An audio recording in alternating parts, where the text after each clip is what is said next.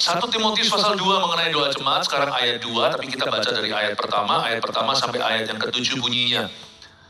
Mengenai doa jemaat, pertama-tama aku menasihatkan, naikkanlah permohonan, doa syafaat dan ucapan syukur untuk semua orang, untuk raja-raja dan untuk semua pembesar, agar kita dapat hidup tenang dan tentram dalam segala kesalehan dan kehormatan. Itulah yang baik dan yang berkenan kepada Allah Juru Selamat kita, yang menghendaki supaya semua orang diselamatkan dan memperoleh pengetahuan akan kebenaran. Karena Allah itu Esa, dan Esa pula Dia yang menjadi pengantara antara Allah dan manusia, yaitu manusia Kristus Yesus, yang telah menyerahkan dirinya sebagai tebusan bagi semua manusia. Itu kesaksian pada waktu yang ditentukan. Untuk kesaksian itulah aku telah ditetapkan sebagai pemberita dan rasul. Yang kukatakan ini benar, aku tidak berdusta, dan sebagai pengajar orang-orang bukan Yahudi dalam iman dan kebenaran. Saya mau sampaikan tentang doa jemaat, bahwa jemaat tidak dipanggil hanya untuk berjemaat. Kalau kita mengaku diri kita Kristen berarti kita harus mengerti bahwa Kristus itu pendoa syafaat. Ada satu pelayanan Tuhan Yesus yang masih lanjut, mati di kayu salib sekali untuk selama-lamanya. Mati di Golgota tidak akan lagi diulang untuk kedua kalinya. Jadi, pelayanan apa yang masih Yesus lakukan sekarang dari sorga? Kitab Ibrani katakan, Dia berdoa senantiasa untuk kita. Dalam bahasa Inggrisnya, He continues to intercede for His children, His church, and for the world. Dia terus berdoa syafaat untuk anak-anaknya, untuk gerejanya, gereja perjanjian baru, dan untuk bumi ini. Jadi mau gak mau, berdoa syafaat adalah panggilan kita, meskipun kita secara pelayanan formalnya tidak bergabung di departemen doa. Kita semua itu diberi Tuhan roh doa untuk bersyafaat, apalagi bagi negeri. Karena sejahtera negara kita adalah sejahtera kita. Kalau bumi rusuh misalnya, Indonesia rusuh seperti tahun 98, kita semua akan menuai akibatnya. Kalau terjadi krisis ekonomi, semua kita pasti akan terkena imbasannya.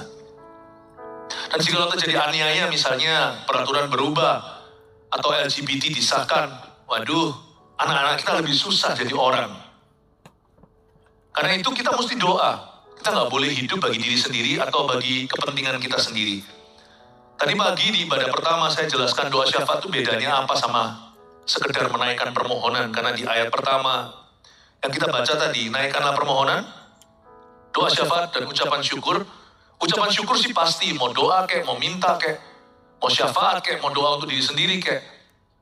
Yang namanya ucapan syukur itu harus jadi warna. Kita nggak boleh doa sambil menggerutu, doa gitu tidak akan didengarkan oleh Allah. Tetapi ada dua macam tadi, mau doa syafaat, bedanya apa sama naikkan permohonan? Permintaan itu masih berkenaan dengan kita. Doa syafaat sudah nothing to do with you. Doa syafaat itu adalah satu tipe doa yang sacrificial atau yang berkorban. Di mana kita sama sekali tidak ada saham di dalamnya. Kita dalam doa memainkan peran orang lain. Dan kita mengambil beban mereka, misalnya beban buat negara, doa buat tetangga, doa untuk orang yang sakit, untuk anggota keluarga yang belum diselamatkan. Seolah-olah kita yang membutuhkan. Padahal mereka yang diam-diam aja, mereka nggak berdoa. Kita yang tengking-tengking. Kita yang jengking-jengking. Orang lain yang berdosa, kita yang minta maaf untuk mereka di hadapan tata Allah, sekalipun mereka sendiri nanti harus bertobat secara pribadi. Tapi kita maaf, kita minta Tuhan maafin dulu supaya Tuhan beri dia kesempatan agar hatinya dilembutkan, agar ketika Roh Kudus bekerja, dia ada di sana. Supaya Tuhan itu melembutkan hatinya, kita dulu yang mengaku, Tuhan ampunilah Tuhan. Kami ini yang berdosa, kami. Daniel kan sembahyang begitu, padahal Daniel itu saleh. Tapi dia doa untuk orang Israel yang murtad.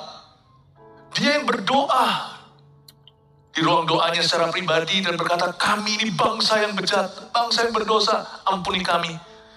Kami ini tidak lebih baik dari nenek moyang kami, ampuni kami dan patahkanlah, putuskanlah kutuk nenek moyang. Daniel itu nggak salah, pelihara hukum secara sempurna, tapi dia berdoa seolah-olah dia yang berdosa. Makanya itu bangsanya mengalami revival kemudian hari. Itulah doa syafaat. Doa syafaat itu tidak ada hubungannya sama kita. Tapi sebenarnya terhubung kalau kita itu dicelikan Tuhan. Kalau di luar basah, kita basah. Di luar kering, kita kering. Sejahtera kota, sejahteramu. Sejahtera kota, sejahtera keluargamu. Kalau bangsa kita diberkati, bukannya banyak lowongan pekerjaan. Kalau semua orang kena PHK, masa yang Kristen nggak kena? Tapi jangan harapkan orang-orang yang non-Kristen yang berdoa. Karena kita yakin doa itu harus beralaskan nama Yesus. Siapa lagi kalau bukan pengikut Kristus? Siapa lagi yang pakai nama Yesus? Gimana mereka bisa berdoa pakai nama Tuhan, mereka belum percaya Tuhan? Mau nggak mau, kita lah pendoa syafaat. Kita harus berdiri di antara bangsa kita dengan Tuhan. Kita yang berseru bagi mereka.